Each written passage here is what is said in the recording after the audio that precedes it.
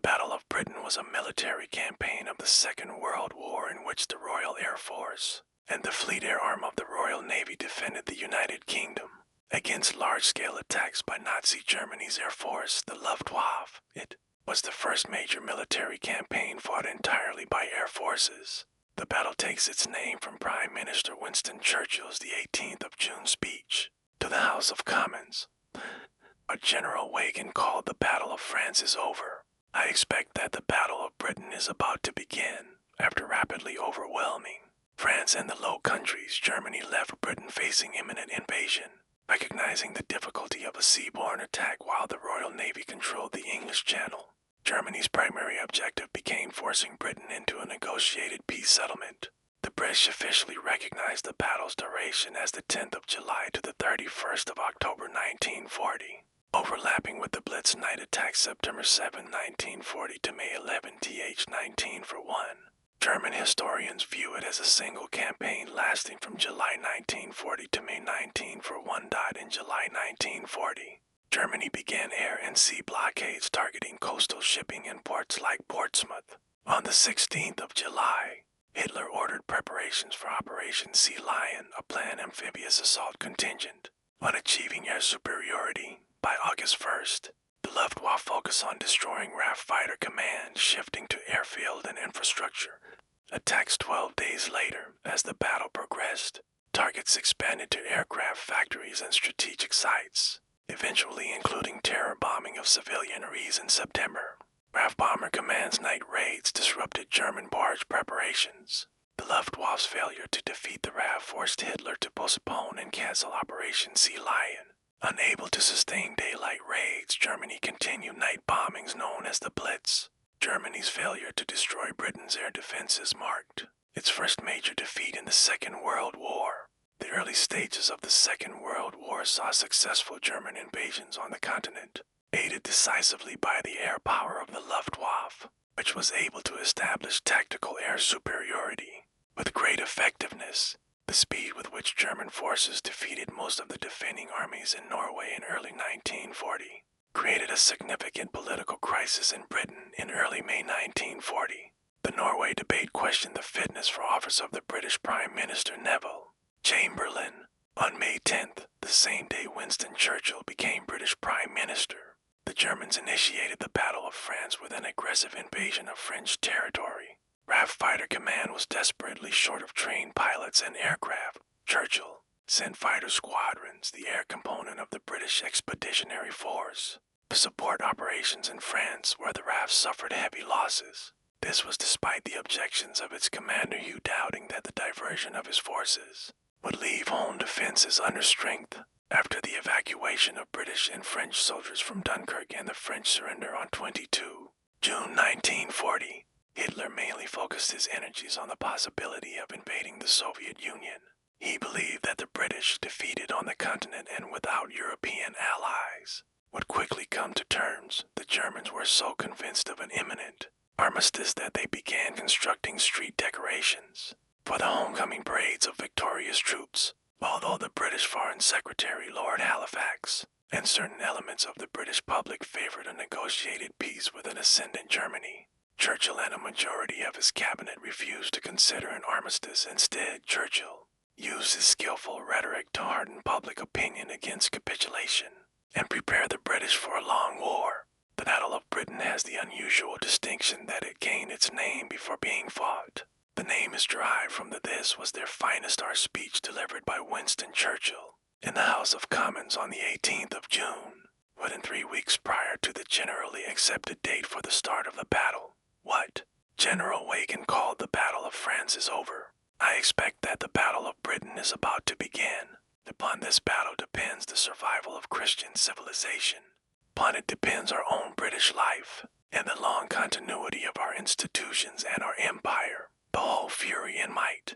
The enemy must very soon be turned on us. Hitler knows that he will have to break us in this island or lose the war. If we can stand up to him, all Europe may be free and the life of the world may move forward into broad, sunlit uplands. But if we fail, then the whole world, including the United States, including all that we have known and cared for, will sink into the abyss of a new dark age made more sinister and perhaps more protracted by the lights of a perverted science. Let us therefore brace ourselves to our duties and so bear ourselves that, if the British Empire and its Commonwealth last for 1,000 years, men will still say, this was their finest hour.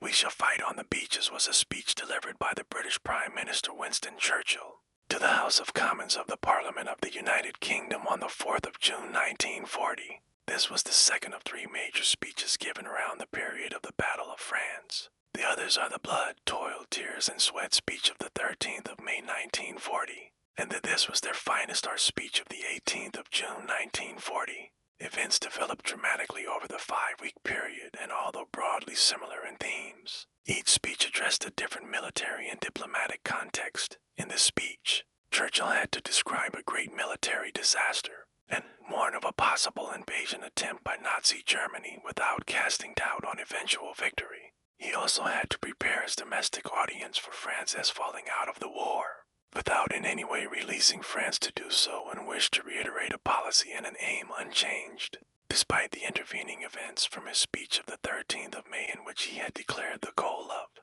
victory, however long and hard the road may be. The speech is widely held to be one of the finest oratorical moments of the war, and of Churchill's career. Here's what he said.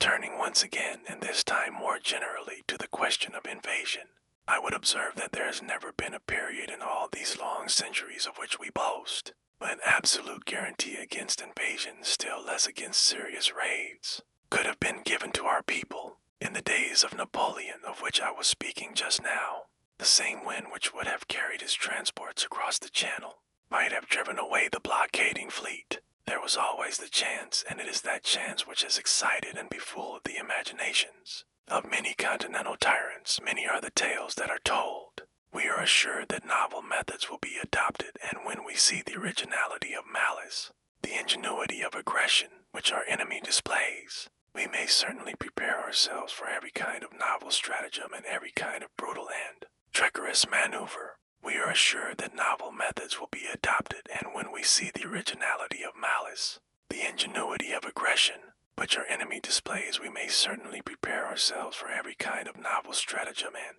every kind of brutal and treacherous maneuver. I think that no idea is so outlandish that it should not be considered and viewed with a searching, but at the same time, I hope, with a steady eye. We must never forget the solid assurances of sea power and those which belong to air power if it can be locally exercised. I have myself full confidence that if all do their duty, if nothing is neglected, and if the best arrangements are made as they are being made, we shall prove ourselves once more able to defend our island home, to ride out the storm of war, and to outlive the menace of tyranny if necessary, for years if necessary alone. At any rate, that is what we are going to try to do, as the resolve of His Majesty's government, every man of them, as the will of Parliament and the nation, the British Empire and the French Republic, linked together in their cause, and in their need, will defend to the death their native soil, aiding each other like good comrades to the utmost of their strength, even though large tracts of Europe and many old and famous states have fallen, or may fall into the grip of the Gestapo and all the odious apparatus of Nazi rule. We shall not flag or fail. We shall go on to the end. We shall fight in France. We shall fight on the seas and oceans. We shall fight with growing confidence and growing strength in the air. We shall defend our island, whatever the cost may be. We shall fight on the beaches. We shall fight on the landing grounds. We shall fight in the fields and in the streets. We shall fight in the hills. We shall never surrender. And even if, which I do not for a moment believe, this island or a large part of it were subjugated and starving, then our empire beyond the seas, armed and guarded by the British fleet, would carry on the struggle until, in God's good time, the New World, with all its power and might, steps forth to the rescue and the liberation of the old.